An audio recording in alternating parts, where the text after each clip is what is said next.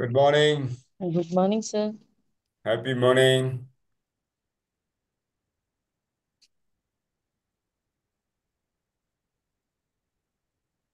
Very good morning, all of you. Thanks for joining on time. Shubhodaya. Good. Thank Good you. morning, sir. Very good morning, Ravish. Very good morning. Hmm. So today is going to be very interesting topic. Even though it looks small, but it's very effective topic. Discuss ಮಾಡ್ತೀವಿ. ಅದಕ್ಕೆ ಮುಂಚೆ ನಾವೇನ್ ಮಾಡ್ತೀವಿ? ನಮ್ಮ testosterone ಲೆವೆಲ್ನ ಜಾಸ್ತಿ ಮಾಡ್ಕೊತೀವಿ. ಯಾ let's do it. Our daily rituals, 3 set of Vastrika Pranayama. Okay? Hope you are doing. Yeah? Since you are not on camera, I will not be able to know whether you are doing it or not. But still, I believe ನಂಬ್ತೀನಿ ನೀವು ಮಾಡ್ತಾ ಇದೀರ ಅಂತ ಮಾಡಬೇಕು. Okay? 1, 2, 3, go.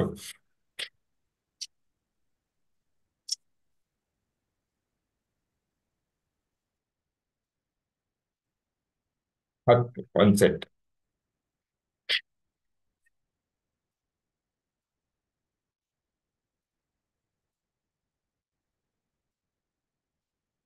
10 ಎರಡನೇ set.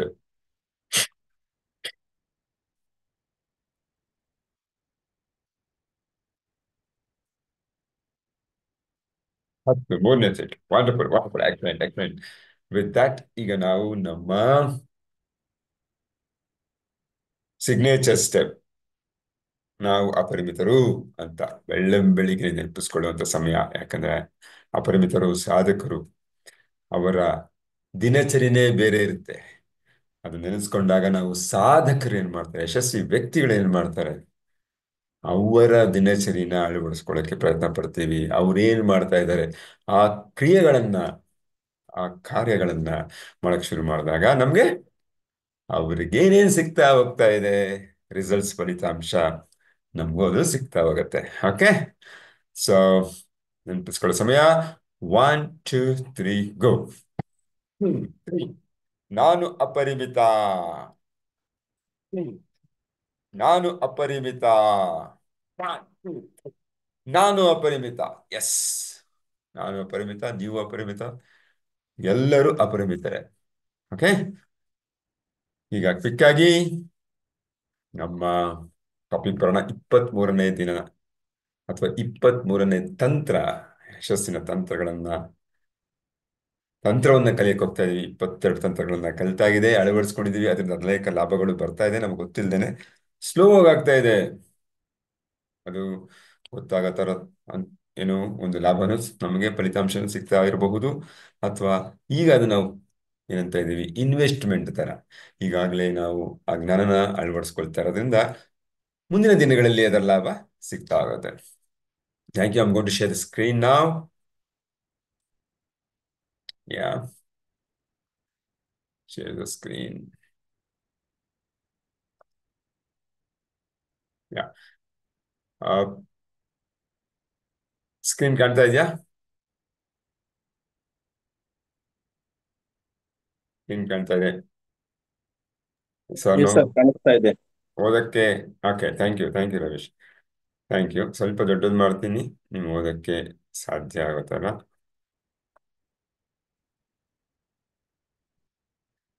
Okay, 23ನೇ ತಂತ್ರ, ಯಶಸ್ಸಿನ ತಂತ್ರ ಏನಪ್ಪಾ ಅಂತ ಹೇಳಿದ್ರೆ, ಪ್ರಾಕ್ಟೀಸ್ ದಿ ರೂಲ್ ಆಫ್ 5.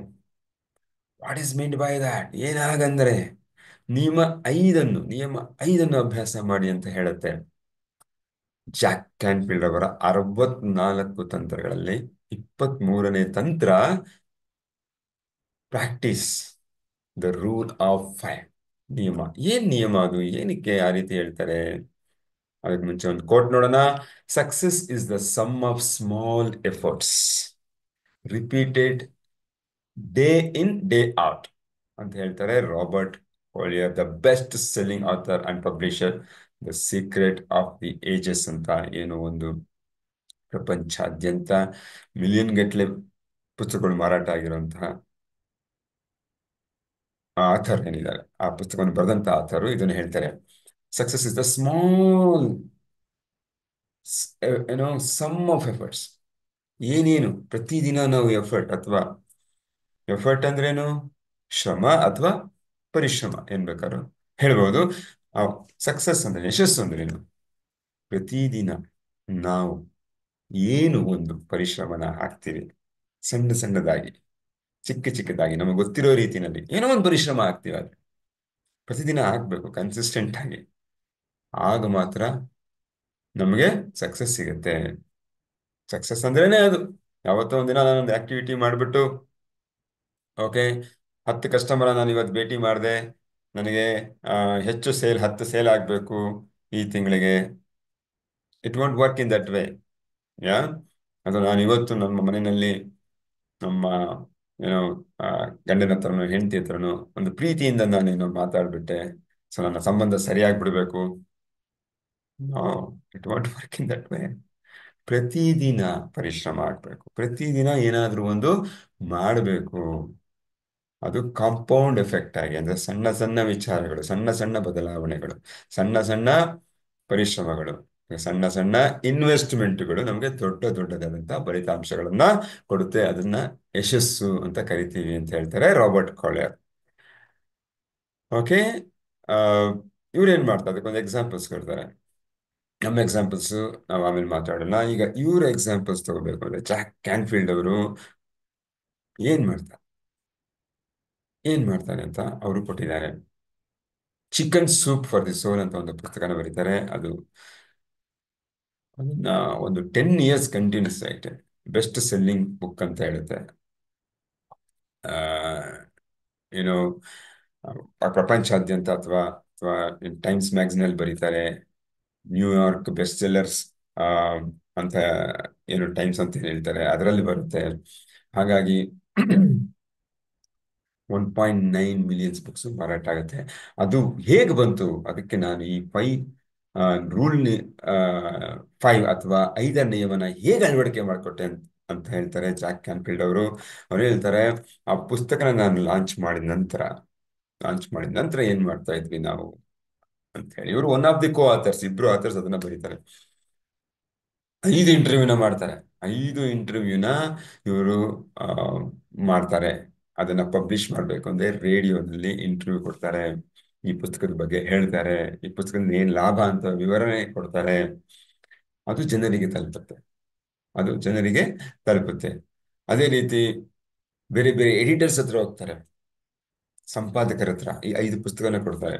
ನೀವು ರಿವ್ಯೂ ಮಾಡಿ ಹೇಳಿ, ಇದರಲ್ಲಿ ಏನು ಇಂಪ್ರೂವ್ ಮಾಡ್ಬೋದು, ಇದ್ರ ಬಗ್ಗೆ ನಿಮ್ಮ ಅಭಿಪ್ರಾಯ ಏನು ಅಂತ ಹೇಳ್ಬಿಟ್ಟು ಅವರ ಅಭಿಪ್ರಾಯಗಳನ್ನ ಸಂಗ್ರಹಿಸಕ್ಕೆ ಶುರು ಮಾಡ್ತಾರೆ. ಮತ್ತೆ 5 ಸೆಲೆಬ್ರಿಟೀಸ್, ಅವರು ಸಿನಿಮಾ ಆರ್ಟಿಸ್ಟ್ ಇರ್ಬೋದು ಅಥವಾ ಒಳ್ಳೆ ಸಿಂಗರ್ ಇರ್ಬೋದು, ಅಂಥವ್ರಿಗೆ ಅಂಥವ್ರಿಗೆ ಈ 5 ಪುಸ್ತಕನ ಕಳಿಸ್ತಾರೆ ಅವರ ಅಭಿಪ್ರಾಯನ ತಗೊಳ್ಳೋದಕ್ಕೆ. 5 ನೆಟ್ವರ್ಕ್ ಮಾರ್ಕೆಟಿಂಗ್, ಅದು ಕೂಡ ಅವ್ರು ಮಾಡ್ತಾರೆ. ನೆಟ್ವರ್ಕ್ ಮಾರ್ಕೆಟಿಂಗ್ ಕಂಪನೀಸ್ ಏನಿರ್ತಾರೆ ಅವರ ಜೊತೆ ಟೈ ಅಪ್ ಆಗ್ತಾರೆ.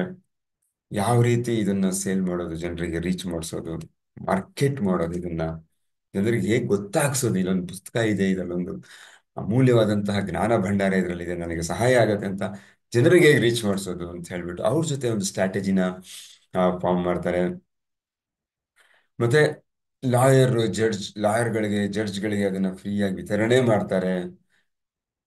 ಹೀಗೆ 5 ದಿನ ಏನಾದ್ರು ಒಂದು 5 ಮಾಡೋದು, ಪ್ರತಿದಿನ ಎಲ್ಲ ಮಾಡಲ್ಲ. ಒಂದಿನ 5 ದಿನ ಇಂಟರ್ವ್ಯೂ ಮಾಡ್ತಾರೆ, ಒಂದಿನ 5 ರಿವ್ಯೂ ಮಾಡೋಕ್ಕೆ ಎಡಿಟರ್ ಹತ್ರ ಹೋಗ್ತಾರೆ, 5 ಸೆಲೆಬ್ರಿಟಿಗಳಿಗೆ ಫ್ರೀಯಾಗಿ ಬುಕ್ನ ಕಳಿಸ್ಕೊಡ್ತಾರೆ ರಿವ್ಯೂ ಮಾಡಿ ಹೇಳೋದಕ್ಕೆ. ಈ ರೀತಿ ಮಾಡಿದಾಗ ಅವ್ರು ಅನೇಕ ರೀತಿಯ ಲಾಭಗಳು ಬರ್ತಾ ಆಗತ್ತೆ. ಫಾರ್ ಎಕ್ಸಾಂಪಲ್, ಇಂಟರ್ವ್ಯೂ ಮಾಡಿದಾಗ ಜನರಿಗೆ ರೀಚ್ ಆಗಕ್ಕೆ ಹೋಗ್ತಾ ಇದೆ, ರೇಡಿಯೋನಲ್ಲಿ ಬ್ರಾಡ್ಕಾಸ್ಟ್ ಆದಾಗ ಇದ್ರ ಬಗ್ಗೆ ಮಾಹಿತಿ ಜನರಿಗೆ ಸಿಗ್ತಾ ಹೋಗುತ್ತೆ. ಅದು ಒಂಥರ ಅಡ್ವರ್ಟೈಸ್ಮೆಂಟ್ ತರ ಆಗ್ಬಿಡುತ್ತೆ, ಅಥವಾ ಮಾರ್ಕೆಟಿಂಗ್ ಟೆಕ್ನಿಕ್ ಅಂತ ಹೇಳ್ಬೋದು. ಎಡಿಟರ್ಸ್ ಕೂಡ ಅವ್ರಿಗೆ ಫೀಡ್ಬ್ಯಾಕ್ ಕೊಡಕ್ಕೆ ಶುರು ಮಾಡ್ತಾರೆ. ಸೆಲೆಬ್ರಿಟೀಸ್ ಅಂತೂ ಅವ್ರಿಗೆ ಇಂಟರ್ವ್ಯೂ ಕೊಡ್ತಾರೆ ಈ ಪುಸ್ತಕದ ಬಗ್ಗೆ. ಅವರ ಅಭಿಪ್ರಾಯನ ಕೂಡ ಇವ್ರ ಹತ್ರ ಹಂಚ್ಕೋತಾರೆ. ಅವಾಗ ಅವ್ರ ಜೊತೆ ಮಾಡಿರೋ ಇಂಟರ್ವ್ಯೂನ ಇವ್ರು ಪಬ್ಲಿಷ್ ಮಾಡಿದಾಗ ಜನರಿಗೆ ಇನ್ನೂ ಹೆಚ್ಚಿನ ಮಟ್ಟದಲ್ಲಿ ರೀಚ್ ಆಗತ್ತೆ. ಈ ರೀತಿ ಅನೇಕ ಲಾಭಗಳು ಪ್ರತಿದಿನ ಪ್ರತಿದಿನ ಬರ್ತಾ ಹೋಗುತ್ತೆ. ಮತ್ತೆ ಇವರು ಕೂಡ ಇವರ ಸೆಮಿನಾರ್ನಲ್ಲಿ ಅದ್ರ ಬಗ್ಗೆ ಹೇಳಿ ಪ್ರತಿದಿನ ಜನರಿಗೆ ಕೂಡ ಅದನ್ನ ಸೇಲ್ ಮಾಡ್ತಾರೆ. ಈಗ ಇದನ್ನ ಎಷ್ಟು ದಿನ ಮಾಡ್ತಾರೆ? 2 ಇಯರ್ಸ್. 2 ಇಯರ್ಸ್ ಮಾಡ್ತಾರೆ. ಯಾ 2 ಇಯರ್ಸ್ ಇವ್ರು ಮಾಡಿದಾಗ ಏನಾಗತ್ತೆ? 1.9 ಮಿಲಿಯನ್ ಬುಕ್ಸ್ ಸೇಲ್ ಆಗುತ್ತೆ. ಮೀನಿಂಗ್ ಅದು one of the best selling books ಅಂತ ಏನು ಒಂದು ಹೆಸರು ಬರುತ್ತೆ, ಅದು ಸುಮ್ಮನೆ ಆಗ್ಲಿಲ್ಲ ಅಂತ ಅವರು ಅದರಲ್ಲಿ ಎಕ್ಸ್ಪ್ಲೇನ್ ಮಾಡ್ತಾರೆ. ಅದಕ್ಕೆ ಅದರದೇ ಆದಂತ ಎಫರ್ಟ್ಸ್ನ ನಾವು ಡೈಲಿ ಮಾಡ್ತಾ ಇದೀವಿ. ದಿನಕ್ಕೊಂದು 5 ಅಂಶಗಳು, ಹೊಸ ಅಂಶಗಳನ್ನ ನಾವು ಹಾಕ್ತಾ ಇದೀವಿ. ಯಾ ಅದಕ್ಕೆ ಮುಂಚೆನೂ ನಾವು ಹೇಗ್ ಮಾಡ್ಬೇಕು ಅನ್ನೋ ಸ್ಟ್ರಾಟಜಿ ಕೂಡ ಮಾಡಿದ್ವಿ. ಯಾವ ರೀತಿ ಇದನ್ನ ಲಾಂಚ್ ಮಾಡೋದು, ಯಾವ ರೀತಿ ಆ ಇದನ್ನ ಮಾರ್ಕೆಟಿಂಗ್ ಸ್ಟ್ರಾಟಜಿನ ನಾವು ಆ, ಅಳವಡಿಸ್ಕೋಬೇಕು, ಯಾವ ಒಂದು ಟೆಕ್ನಿಕ್ಗಳನ್ನ ನಾವು ಅಳವಡಿಸ್ಕೋಬೇಕು ಅಂತ ಆಲ್ರೆಡಿ ಸಕ್ಸಸ್ ಆಗಿರುವಂತಹ, ಅಂದ್ರೆ ಬೆಸ್ಟ್ ಸೆಲ್ಲಿಂಗ್ ಬುಕ್ಸ್ ಆಥರ್ಸ್ ಏನಿರ್ತಾರೆ ಅವ್ರ ಹತ್ರ ಮಾತಾಡುವಂಥದ್ದು, ಅವ್ರ ಹತ್ರ ಟಿಪ್ಸ್ ತಗೊಳ್ಳುವಂಥದ್ದು, ಅಡ್ವೈಸ್ ತಗೊಳ್ಳುವಂಥದ್ದು, ಆಲ್ರೆಡಿ ಆ ಒಂದು ಕ್ಷೇತ್ರದಲ್ಲಿ ಇದು ನಮಗೆ ಅಳವಡಿಕೆ ಮಾಡ್ಕೋಬೇಕು ಅಂದ್ರೆ ಇವರು ಪುಸ್ತಕ ಕ್ಷೇತ್ರದಲ್ಲಿ ಹೇಳ್ತಾ ಇದ್ದಾರೆ. ನಮ್ಮ ಜೀವನದಲ್ಲಿ ಎಕ್ಸ್ಪರ್ಟ್ಸ್ ಯಾರಿದ್ದಾರೆ ಅವ್ರ ಹತ್ರ ಕೇಳುವಂಥದ್ದು, ಗೈಡೆನ್ಸ್ ತಗೊಳ್ಳುವಂಥದ್ದು, ಅದನ್ನ ಮಾಡ್ತೀವಿ ಅಂತ ಅರ್ಥ. ಮತ್ತೆ ಜ್ಞಾನ, when it comes to book reading, 1001 ways to market your book ಅಂತ ಒಂದು ಪುಸ್ತಕ ಇದೆ.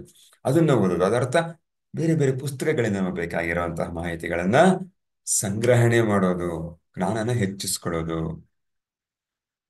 ಈ ತರದೆಲ್ಲ ಮಾಡಿದಾಗ ನಮಗೆ ಒಂದು ಮಾರ್ಗದರ್ಶನ ಸಿಗುತ್ತೆ.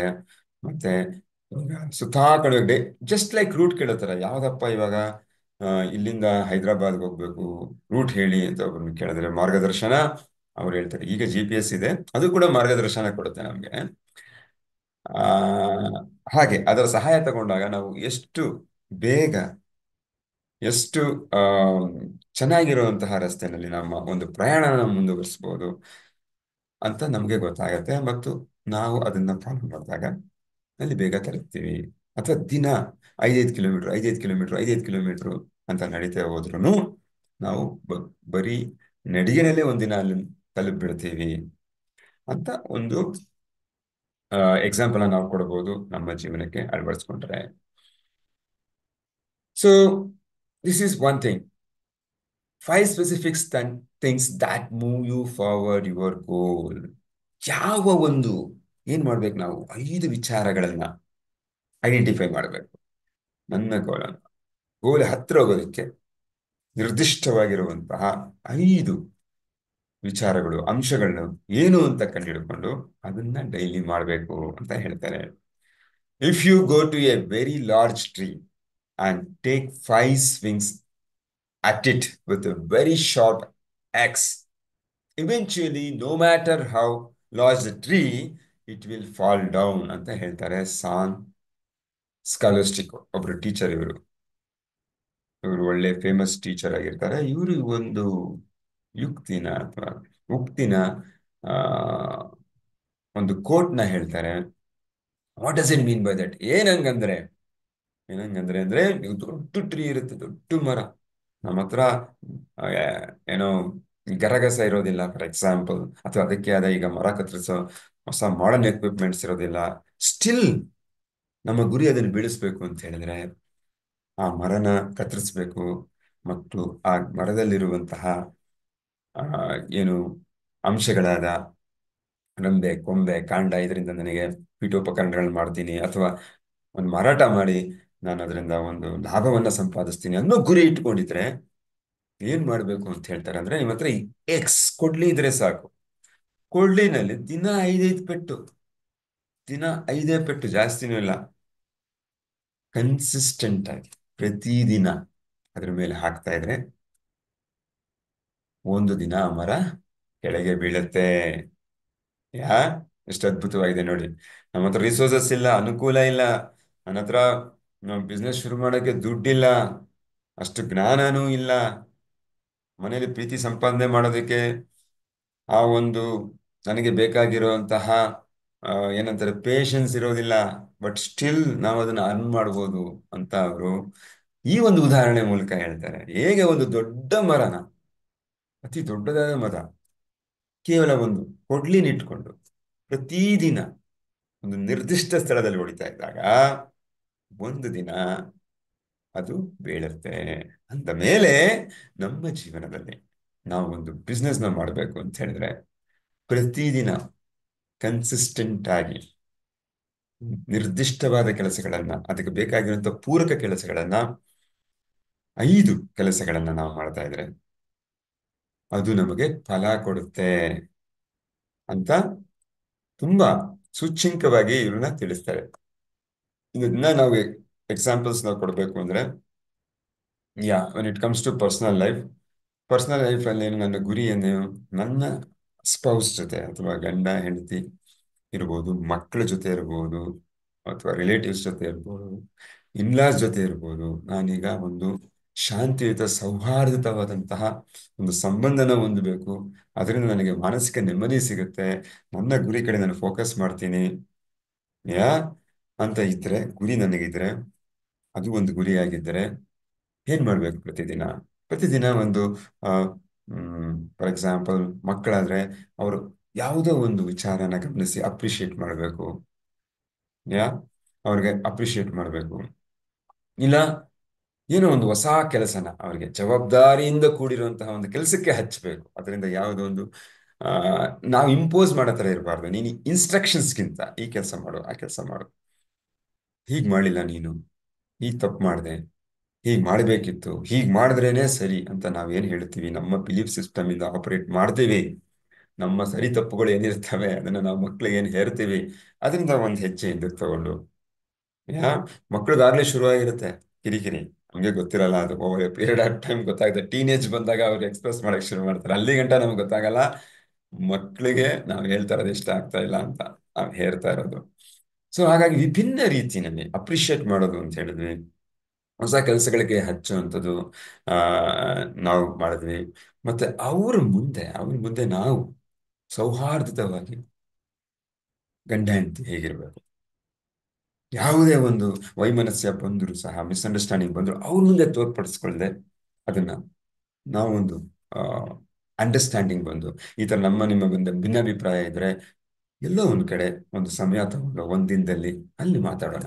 ಯಾಕಂದ್ರೆ ಮಕ್ಕಳು ನೋಡಿ ಕಲಿತಾರೆ, ಅವು ನಾವು ಹೇಳ್ಕೊಡ್ಬೇಕಾಗಿಲ್ಲ. ಹಾಗಾಗಿ ಇದು ಅವರ ಮೇಲೆ ಪ್ರಭಾವ ಬೀರುತ್ತೆ, ಅವರ ಬೆಳವಣಿಗೆಯ ಮೇಲೆ ಪ್ರಭಾವ ಬೀರುತ್ತೆ ಅಂತ ನಮ್ಮಲ್ಲಿ ಮಾತಾಡ್ಕೊಂಡು ಪರಸ್ಪರ ಅದನ್ನ ಫಾಲೋ ಮಾಡುವಂಥದ್ದು.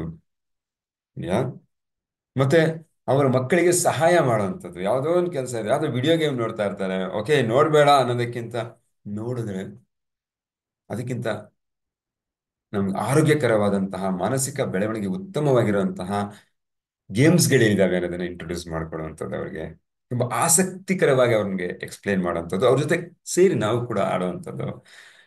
ಈ ತರ ಮತ್ತೆ ನಾವೊಂದು ಪುಸ್ತಕ ತಗೊಂಡು ಓದ್ತಾ ಇರೋಂಥದ್ದು.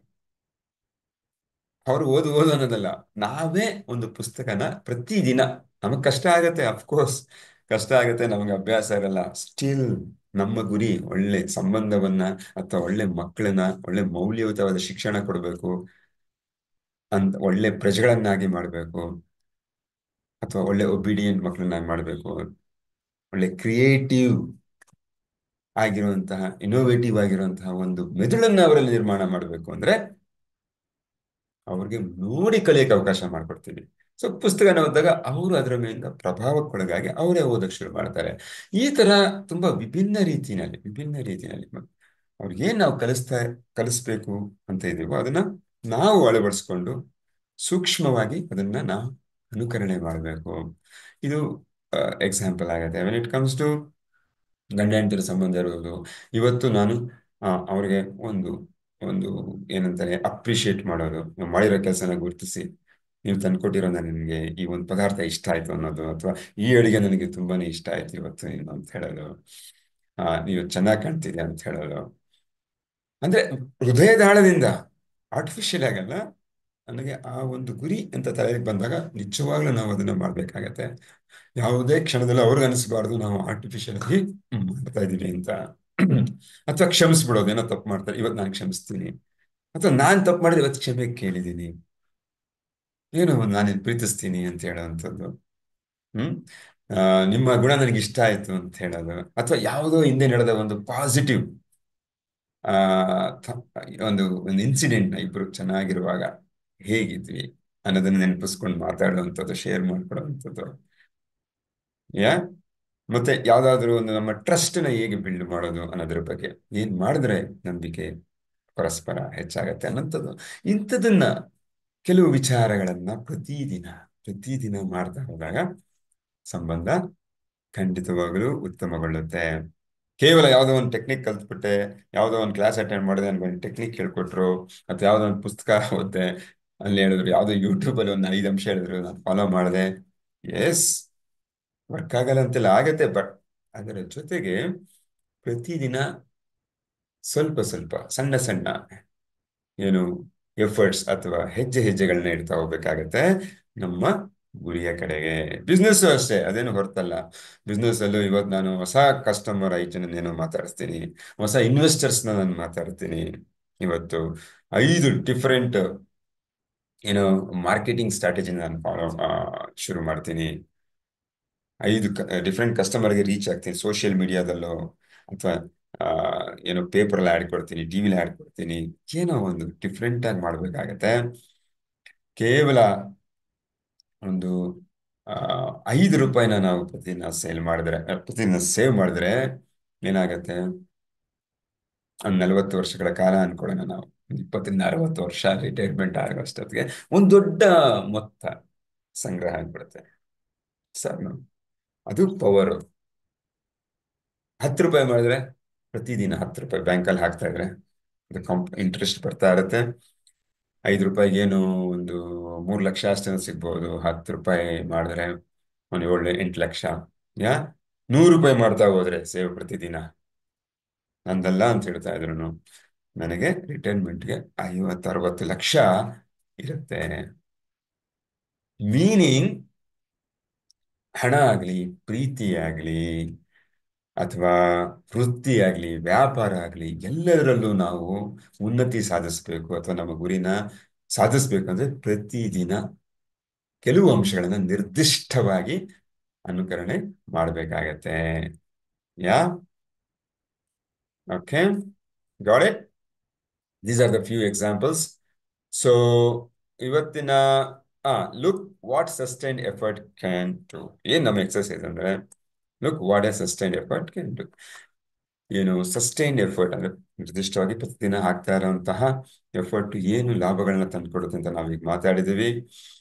ಹಾಗಾಗಿ ಇವತ್ತು ನಾವು ಚಟುವಟಿಕೆ ಏನಂದ್ರೆ, ಒಂದು 5 ವಿಚಾರಗಳನ್ನ, ನಿರ್ದಿಷ್ಟವಾದ ವಿಚಾರಗಳನ್ನ ಕಂಡುಹಿಡಿದು ನಮ್ಮ ಗುರಿಗೆ ಪೂರಕವಾಗಿರುವಂಥದ್ದು ಅದನ್ನ ಮಾಡ್ತಾ ಹೋಗ್ಬೇಕು, ಮಾಡ್ತಾ ಹೋಗ್ಬೇಕು. ಸೊ ಅದಕ್ಕೆ ಬೇಕಾಗಿರುವಂತಹ ಅಂಶ ನಾನು ಇವತ್ತು ಮಾಡಕ್ ಶುರು ಮಾಡಿದ್ರೆ ಮುಂದೆ ಒಂದಿನ, ಅಫ್ಕೋರ್ಸ್ ಸ್ನೇಹಿತರೆ, ನಿಮ್ಗೂ ಗೊತ್ತಿದೆ, ಫಲಿತಾಂಶ ಅನ್ನೋದು ಓವರ್ ನೈಟ್ ಸಿಗಲ್ಲ. ಬಿಕಾಸ್ ನಮ್ಮ ಸುಪ್ತ ಮನಸ್ಸು ಓವರ್ ನೈಟ್ ಫಾರ್ಮ್ ಆಗಿರೋದಲ್ಲ. ನಮ್ಮ ಅಭ್ಯಾಸಗಳು 1 ದಿನ 2 ದಿನ 1 ವಾರ ಅಥವಾ 15 ದಿನದಲ್ಲಿ ಫಾರ್ಮ್ ಆಗಿರೋದಲ್ಲ. ಅಲ್ಲಿರೋ ಅಭ್ಯಾಸಗಳು ಅದು ವರ್ಷಾನುಗಟ್ಲೆ. ಇವಾಗ ನಿಮ್ಗೆ ಎಷ್ಟು ವಯಸ್ಸಿದೆ ಅಷ್ಟು ಅನುಭವ ಅಲ್ಲಿರುತ್ತೆ, ಆ ವ್ಯಕ್ತಿತ್ವ ನಿರ್ಮಾಣ ಆಗಿರುತ್ತೆ. ನಮ್ಮದೇ ಆದ ಒಳಿತು ಕೆಡುಕುಗಳು, ತಪ್ಪು ಸರಿಗಳು ನಮ್ಮಲ್ಲಿರುತ್ತೆ ಅಲ್ವಾ? ಅದನ್ನ ನಾವು ಬದಲಾಯಿಸ್ಬೇಕು ಅಂದ್ರೆ ಈ ತರ ಕನ್ಸಿಸ್ಟೆಂಟ್ ಆಗಿ ಪ್ರಯತ್ನಗಳನ್ನ ಮಾಡ್ತಾ ಹೋಗ್ಬೇಕು. ಆಗ ನಮ್ಮ ಬಿಹೇವಿಯರಲ್ಲೂ, ನಡತೆನಲ್ಲೂ ಬದಲಾವಣೆ ಆಗುತ್ತೆ. ಅಲ್ಲಿ ಬದಲಾವಣೆ ಆದಾಗ ನಮ್ಮ ಪ್ರಯತ್ನದಲ್ಲೂ, ಯೋಚನಾ ಧಾಟಿನಲ್ಲಿ ಬದಲಾವಣೆ ಆಗುತ್ತೆ. ಯೋಚನೆ ದಾಟಿ ಬದಲಾವಣೆ ಆದ್ರೆ ನಮ್ಮ ಭಾವನೆಗಳಲ್ಲಿ ಬದಲಾವಣೆ ಆಗುತ್ತೆ. ಅದು ಮುಖ್ಯ. ಭಾವನೆಗಳಿಗೆ ನಾವು ಜಾಸ್ತಿ ಒಳಗಾಗೋದು. ಭಾವೋದ್ವೇಗ, ಭಾವೋತ್ಕರ್ಷ ಅಂತಾನೆ ಹೇಳ್ತೀವಿ. ಭಾವನೆಗಳು ಖುಷಿ ಕೊಡುತ್ತೆ. ಮೊದಲು ಬೇಜಾರಾಗ್ತಾರ ಅಂಶ ಈಗ ಖುಷಿ ಕೊಡಕ್ ಶುರು ಆಗುತ್ತೆ. ಖುಷಿ ಕೊಟ್ಟಾಗ ನಾವು ಮೋಟಿವೇಶನ್ ಸಿಗುತ್ತೆ ಆ ಕೆಲಸನ ಮಾಡಕ್ಕೆ. ಅದನ್ನ ಅವಾಗ ಆಕ್ಷನ್ ತಗೋತೀವಿ, ಮಾಡ್ತೀವಿ. ಮಾಡಿದಾಗ ಆಟೋಮೆಟಿಕ್ ಆಗಿ ಒಂದು ದಿನ ನಮಗೆ ಫಲಿತಾಂಶ ಸಿಕ್ಕಿ ಬೀಳುತ್ತೆ. ಹಾಗಾಗಿ ಯಾವುದೇ ಫಲಿತಾಂಶನ ನಾವು ಬೇಕು ಅಂತ ಹೇಳಿದ್ರೆ ಅದಕ್ಕೆ ಪೂರಕವಾದಂತಹ ಅಂಶಗಳನ್ನು ಗುರುತಿಸಿ ಅದರ ಬಗ್ಗೆ ಕೆಲಸವನ್ನ ಮಾಡಬೇಕು. ಸೊ ಇವತ್ತಿನ ಎಕ್ಸರ್ಸೈಸ್, ಯಾವುದಾದ್ರೂ ಒಂದು 5 ಅಂಶನ ಇವತ್ತು ಡಿಫ್ರೆಂಟ್ ಆಗಿ ಹೇಗೆ ಮಾಡಬಹುದು ಅಂತ ಕಂಡಿಡಿದು ಅದನ್ನ ಇವತ್ತು ಆ ಚಟುವಟಿಕೆನ ಮಾಡಕ್ಕೆ ಪ್ರಯತ್ನ ಪಡಬೇಕು. ಮತ್ತೆ ಸ್ನೇಹಿತರೆ, ಇನ್ನೊಂದು ತಿಳ್ಕೊಳ್ಳಿ, ನನಗೂ ಹೇಳ್ಬೇಕು ಅಂತಿತ್ತು ಎಷ್ಟೊಂದಿನಿಂದ. ಈಗ ಏನ್ ಪ್ರಿನ್ಸಿಪಲ್ಸ್ ನಾವು ಕಲಿತಾ ಇದ್ದೀವಿ, 23 ತತ್ವಗಳೇನಾಗಿದೆ, ಇಟ್ ಡಸಂಟ್ ಮೀನ್ ದ್ಯಾಟ್ ನಾನು ಅವತ್ತೊಂದು ದಿನ ಕಲ್ತು ಅವತ್ತು ಅಳವಡಿಸಿ ಮರ್ತು ಬಿಡೋದಲ್ಲ. ಪ್ಲೀಸ್ ಅರ್ಥ ಮಾಡ್ಕೊಳ್ಳಿ. ನಾವು 100%, 100% ರೆಸ್ಪಾನ್ಸಿಬಿಲಿಟಿ ಮೊದಲನೇ ದಿನದಿಂದ ಏನ್ ಆ, ಕಲಿತಾ ಬಂದಿದ್ದೀವಿ ಇವತ್ತವರೆಗೂ, ಅದನ್ನ ಅವತ್ತಿಂದಾಚೆಗೆ ಅವತ್ತಿಂದನೇ ಅಳವಡಿಸ್ಕೊಂಡು ಹೋಗೋಕೆ ಪ್ರಯತ್ನ ಪಡ್ಬೇಕು. ಅವತ್ತು ಮಾತ್ರ ಮಾಡಿ ಮರೆಯುವಂಥದ್ದಲ್ಲ. ಯಾಕಂದ್ರೆ ನಾವು ಜೀವನ ಪೂರ್ತಿ ಎಲ್ಲಾ ಕ್ಷೇತ್ರಗಳಲ್ಲೂ ಯಶಸ್ಸನ್ನ ಗಳಿಸ್ಬೇಕು ಅನ್ನೋ ಗುರಿ ಇಟ್ಕೊಂಡಿರೋದ್ರಿಂದ ನಮಗೆ ನಮ್ಮ ಜೀವನದಲ್ಲಿ, ನಮ್ಮ ವ್ಯಕ್ತಿತ್ವದಲ್ಲಿ ಒಂದು ಬದಲಾವಣೆ ಆಗ್ಬೇಕು. ಅಂದ್ರೆ ಅರ್ಥ, ನಿನ್ನೆ ಏನು ಮಾಡ್ತಾ ಇದೆ ಇವತ್ತು ಅದೇ ಮಾಡ್ತಾ ಇಲ್ಲ, ನಾನೀಗ ಬೇರೆ ಏನೋ ಕಲ್ತಿದ್ದೀನಿ. ನೋಡಿ, ಒಂದೊಂದು ಅಳವಡಿಕೆ ಏನು, ಹೊಸ ಹೊಸ ಜ್ಞಾನ, ಹೊಸದೇನೋ ಕಲಿತಾ ಇದ್ದೀನಿ. ಹೊಸ ಕಲಿಕೆ, ಹೊಸ ಜ್ಞಾನ, ಅಳವಡಿಕೆ, ಅವಾಗ ಸಣ್ಣ ಬದಲಾವಣೆ ನನ್ನ ಆಕ್ಷನ್ ಅಲ್ಲಿ. ಯಾ ಅವಾಗ ಬದಲಾವಣೆ ಆದ್ಮೇಲೆ ನಮ್ಗೆ ಡಿಫ್ರೆಂಟ್ ರಿಸಲ್ಟ್ ಬರ್ತಾ ಹೋಗತ್ತೆ ಅಲ್ವಾ, ಯಾವಾಗ ಅಳವಡಿಸ್ಕೊಂಡ್ರೆ. ಹಾಗಾಗಿ 23 ಏನ್ ಇವತ್ತವರೆಗೂ ಕಲ್ತಿದ್ದೀವಿ, ಅವೆಲ್ಲ ಜ್ಞಾನವನ್ನ ನಾವು ಅಳವಡಿಸ್ಕೊಂಡಿರ್ಬೇಕು. ಅವಾಗ ನಮಗೆ ಯಶಸ್ಸು ಬೇಗ ಸಿಗುತ್ತೆ. ನಮ್ಗೆ ಯಶಸ್ಸು ಬೇಗ ಸಿಗ್ಬೇಕು ಅಂದ್ರೆ ಅದು ಮಾಡ್ಬೇಕು. Okay, yeah, thank you. So ಈಗ ಕ್ವಿಕ್ ಆಗಿ will get in to what, ಯೋಧರ ಘೋಷಣೆಗೆ ಹೋಗೋಣ. ಅದಕ್ಕೆ ಮುಂಚೆ ನಮ್ಮ ರಿಚುಯಲ್ಸ್ ಒಂದು ಏನು, ಯಾ, ಐ ಸ್ಟಾಪ್ ಶೇರಿಂಗ್. ನಾವೀಗ ಒಂದು ಫೋಟೋ ತಗೊಳ್ಳೋಣ as part of our daily rituals. Is come on camera. See guys, ಇವತ್ತು for a change, if anybody is interested, ಯಾರಾದ್ರೂ ಒಬ್ಬ ಯೋಧ ಘೋಷಣೆ ಮಾಡಕ್ ಸಾಧ್ಯ ಇದೆಯಾ ನನ್ನ ಬದಲು? ಯೋಧ ಘೋಷಣೆನ ನೀವು ನಮಗೆ ಹೇಳಬೇಕು. Anybody is ready? ಯಾರಾದ್ರೂ ಮಾಡಕ್ ಮುಂದೆ ಬರ್ತೀರಾ? ಫಾರ್ ಎ ಚೇಂಜ್, ಎಲ್ಲವೂ ಬದಲಾವಣೆಗಳು ನಮ್ಮ ಕಂಫರ್ಟ್ ಝೋನ್ ಇಂದ ಈಚೆ ಬರಬೇಕು. Yeah, so who is ready to come forward? Of course I agree, ಮನೆಯಲ್ಲಿ ಜನ ಇರ್ತಾರೆ, ಅವರ ಘೋಷಣೆ ಕೂಗಿದ್ರೆ ಅವ್ರಿಗೆ ತೊಂದರೆ ಆಗತ್ತೆ ಅಂತ ಒಂದು ಅನ್ನೋ ಸಮಸ್ಯೆ ಇರಬಹುದು, ಇಲ್ಲ ಅಂತಿಲ್ಲ. ಯಾರಾದ್ರೂ ಕಂಫರ್ಟಬಲ್ ಆಗಿರುವಂಥವ್ರು, ಸಪ್ರೇಟ್ ಆಗಿ ಕೂತಿರೋರು, ನಾನು ಇದನ್ನ ಮಾಡಬಲ್ಲೆ ಅಂತ ಇರೋರು ಯಾರಿದ್ರೆ ಜಸ್ಟ್ ರೈಸ್ ಯುವರ್ ಹ್ಯಾಂಡ್, ಅಥವಾ ನಾನು ಅಂತ ಮೆಸೇಜ್ ಅಲ್ಲಿ ಹಾಕಿ, ಅವ್ರು ನಮ್ಗೆ ಇವತ್ತು ಹೇಳ್ಕೊಡ್ತಾರೆ. ಸರ್ ನಾನ್ ಮಾಡ್ಲಾ? Oh, fantastic, thank you Babanna. Please go ahead, please go ahead. Thank you so much. ಕ್ಯಾಮ್ರಾದಲ್ಲಿ ಬರೋಕ್ಕಾಗತ್ತಾ? ಇಲ್ಲ sir. Okay, no problem, no problem. ಇವಾಗ ಎಲ್ಲರೂ ಅಲ್ಲಿ ಆ ಎಕ್ಸರ್ಸೈಸ್ ಮುಗಿದಿದ್ರೆ, ಸೊ ಬಾಬಣ್ಣ ಅವರು ಇವತ್ತು ನಮಗೆ ಗೈಡ್ ಮಾಡ್ತಾರೆ, ಯೋಧರ ಘೋಷಣೆಯನ್ನ ಹೇಳ್ಕೊಡ್ತಾರೆ, ನಾವು ನಮ್ಮಲ್ಲಿರೋ ಯೋಧನ ಎದ್ದೇಳಿಸ್ತಾರೆ. Thank you Babanna for your initiative. Thank you so much. Thank you sir, thank you sir. ರೆಡಿನಾ guys? All of you ready? Let us start. Yes sir, please go ahead sir. ನಾನು ಒಬ್ಬ ಯೋಧ.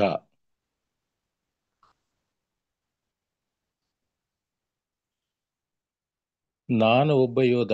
ಭಯದ ನಡುವೆಯೂ ನಾನು ಕ್ರಮ ಕೈಗೊಳ್ಳುತ್ತೇನೆ. ನಾನು ಒಬ್ಬ ಯೋಧ. ಏನೇ ಆಗಲಿ ನಾನು ಏನನ್ನಾದರೂ ಮಾಡಲು ಸಿದ್ಧನಾಗಿದ್ದೇನೆ. ನಾನು ಒಬ್ಬ ಯೋಧ. ನಾನು ಪ್ರತಿಯೊಂದು ಕೆಲಸವನ್ನು 100% ಮಾಡುತ್ತೇನೆ. ನಾನು ಒಬ್ಬ ಯೋಧ. ನಾನು ಕಠಿಣವಾದದ್ದನ್ನು ಮಾಡಲು ಸಿದ್ಧವಾಗಿದ್ದೇನೆ. ನಾನು ಒಬ್ಬ ಯೋಧ. ಯಾವುದೇ ರೀತಿಯ ಮನಸ್ಥಿತಿಯ ನಡುವೆಯೂ ನಾನು ಕ್ರಮ ಕೈಗೊಳ್ಳುತ್ತೇನೆ. ನಾನು ಒಬ್ಬ ಯೋಧ. ಯಾವುದೇ ಅಡಚಣೆಗಿಂತಲೂ ನಾನು ದೊಡ್ಡವನಾಗಿದ್ದೇನೆ. ನಾನು ಒಬ್ಬ ಯೋಧ.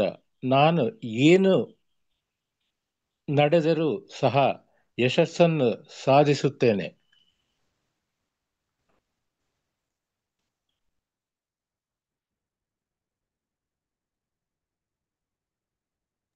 ವಾಯ್ಸ್ ನಾನು ಕಟ್ ಒಬ್ಬ ಆಯ್ತು. ಯೋಧ. ನಾನು ನಾನು ಒಬ್ಬ ಒಬ್ಬ ಯೋಧ. ಯೋಧ. ನಾನು ಎಂದಿಗೂ ಸೋಲನ್ನು ಒಪ್ಪಿಕೊಳ್ಳುವುದಿಲ್ಲ. ನಾನು ಎಂದಿಗೂ ಸೋಲನ್ನು ಒಪ್ಪಿಕೊಳ್ಳುವುದಿಲ್ಲ. ಎಸ್. ನಾನು ಒಬ್ಬ ಯೋಧ. ನಾನು ನನ್ನ ಒಬ್ಬ ಯೋಧ. ನಾನ್ ನನ್ನ ಜೀವನದ ಪ್ರತಿಯೊಂದು ಕ್ಷಣವೂ ನಾನೇ ಸೃಷ್ಟಿಸುತ್ತೇನೆ. ನನ್ನ ಜೀವನದ ಪ್ರತಿಯೊಂದು ಕ್ಷಣವನ್ನು ನಾನೇ ಸೃಷ್ಟಿಸುತ್ತೇನೆ. ನಾನು ಒಬ್ಬ ಯೋಧ. ನನ್ನ ನಾನು ಒಬ್ಬ ಯೋಧ. ಆಯ್ಕೆಗಳೇ ನನ್ನ ವಾಸ್ತವಿಕೆಯನ್ನು ರೂಪಿಸುತ್ತವೆ. ನನ್ನ ಆಯ್ಕೆಗಳು ನನ್ನ ವಾಸ್ತವಿಕತೆಯನ್ನು ರೂಪಿಸುತ್ತವೆ. ನಾನು ಒಬ್ಬ ಯೋಧ.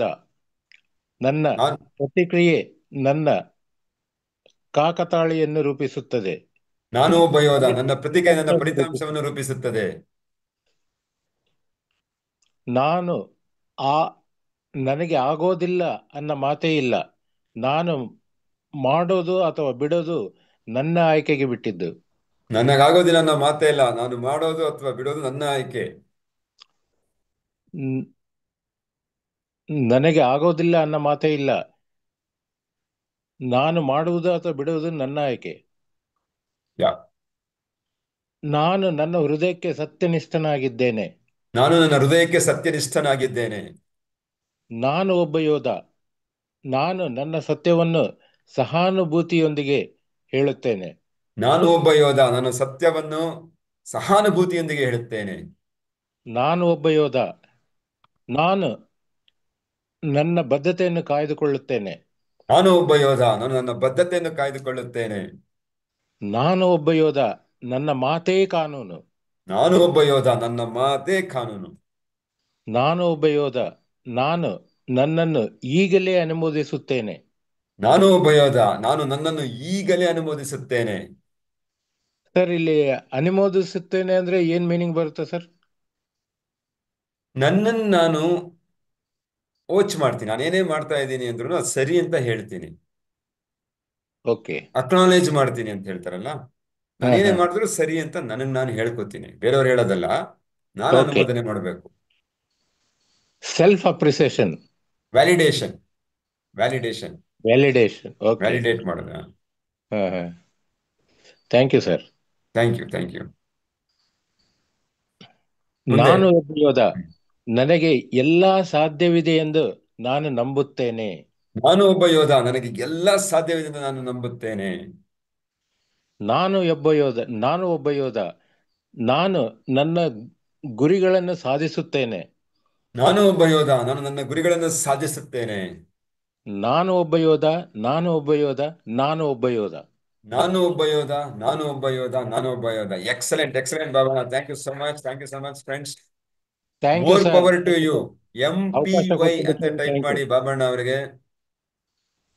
MPY ಅಥವಾ ಥ್ಯಾಂಕ್ಸ್ ಏನಾದ್ರೂ ಒಂದು ನಾವು ಟೈಪ್ ಮಾಡಬೇಕು. ಅವ್ರು ಅದ್ಭುತವಾದ ಕೆಲಸ ಮಾಡಿದ್ದಾರೆ ಇವತ್ತು. ನಮ್ಗೆಲ್ಲ ಯೋಧರ ಘೋಷಣೆನ ಹೇಳ್ಕೊಟ್ಟಿದ್ದಾರೆ. Thank you so much Babanna. Thanks a lot. Thank you I sir. Will also thank you. Type. I will also type. Most welcome. More power to you Babanna. MPY. MPY. More power to you. Thank you so much. Yeah, guys, thank you. Thank you, Pankaj. Thank you. Excellent, guys. Excellence. Very nice, very nice. So ಇದು ನಮ್ಮಲ್ಲಿರುವ ಯೋಧನ, ನಮ್ಮಲ್ಲಿಗಿರುವಂತ ಯೋಧನನ್ನ ಎದ್ದೇಳಿಸುತ್ತೆ. ನಮ್ಮನ್ನು ಗುರಿಯ ಕಡೆಗೆ ದೂಡುತ್ತೆ, ನೆನಪಿಸುತ್ತೆ, ನೆನಪು ಮಾಡುತ್ತೆ ನಮಗೆ ಮಾಡಕ್ಕೆ ಏನೋ ಒಂದಿದೆ ಇವತ್ತಿಗೆ ಅಂತ. ಅದು ಡೈಲಿ ಇಂಟೆನ್ಷನ್ ಅಂತ ಹೇಳ್ತೀವಿ. ಅದನ್ನ ನಾವು ಸೆಟ್ ಮಾಡ್ತಾ ಇದ್ದೀವಿ ಈ ಯೋಧರ ಘೋಷಣೆ ಮಾಡೋದರ ಮೂಲಕ. Yes or no? That is very important. Positive mind set ಬೇಕು ನಮ್ಗೆ ಇವತ್ತು ನಮ್ಮ ಗುರಿ ಕಡೆ ಹೋಗೋದಕ್ಕೆ. ಈ ಕಮ್ಯುನಿಟಿನೂ ಅಷ್ಟೇ ಸಕಾರಾತ್ಮಕವಾದಂತಹ ಒಂದು ಕಮ್ಯುನಿಟಿ ಇದೆ. ಈ ಕಮ್ಯುನಿಟಿನಲ್ಲಿ ನಾವಿರುವಾಗ ಆ ಗ್ರೂಪ್ದು ವೈಬ್ರೇಷನ್ ನಮಗೆ ಕೆಲಸ ಮಾಡುತ್ತೆ. That is important. ಒಬ್ಬರೇ ಕೂತ್ಕೊಂಡು ಹೇಳೋದಕ್ಕೂ ಗ್ರೂಪ್ ಜೊತೆ ಮಾಡೋದಕ್ಕೂ that is very important. That's why ask people to come for live sessions. ರೆಕಾರ್ಡೆಡ್ಗಿಂತ ಇದು ಪವರ್ಫುಲ್ ಆಗಿರುತ್ತೆ. Yes or no? Yes sir. 100%. Thank you so much. Thank you so much. Let's do meditation now, quickly. Okay. Thank you.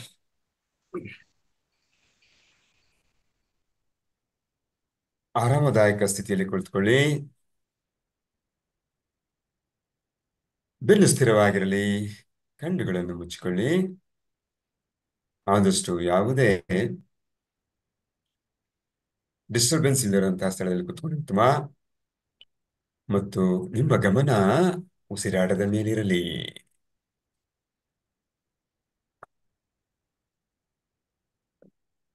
ಯಾ ನಿಧಾನವಾದ ಹಾಗೂ ದೀರ್ಘವಾದ ಉಸಿರಾಟವನ್ನು ಆಡಿ ಮತ್ತು ಅದನ್ನು ಸೂಕ್ಷ್ಮವಾಗಿ ಗಮನಿಸಿ.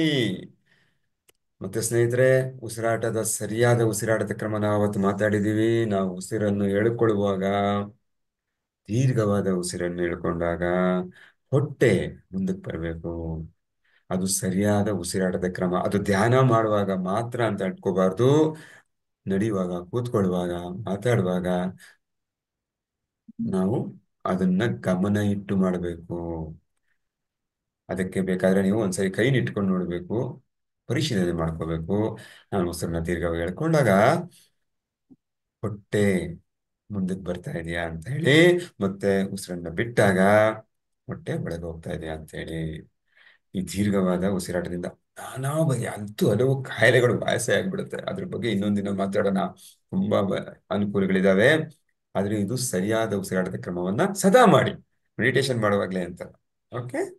ಸೊ ಈಗ ಅದನ್ನ ಗಮನಿಸ್ತಾ ಇರಿ, ಎಷ್ಟು ಸೂಕ್ಷ್ಮವಾಗಿ ಈಗ ಹೋಗ್ತಾ ಇದೆ. ಸರಾಗವಾಗಿ ಮೂಗಿನ ಹೊರಳುಗಳಿಂದ ಗಂಟಲಿನ ಕೊಳವೆಗಳ ಮೂಲಕ ಶ್ವಾಸಕೋಶವನ್ನು ತುಂಬಿ ಹೊಟ್ಟೆಗೆ ಹತ್ರ ಬರ್ತಾ ಇದೆ. ಶ್ವಾಸಕೋಶ ಉಬ್ಬಿದೆ.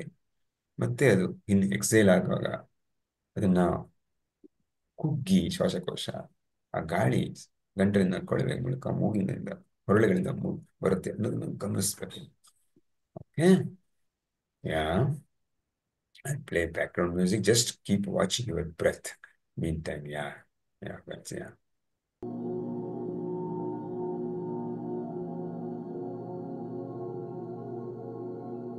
In.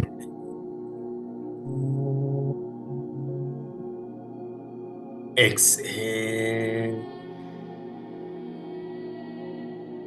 Inhale. Exhale.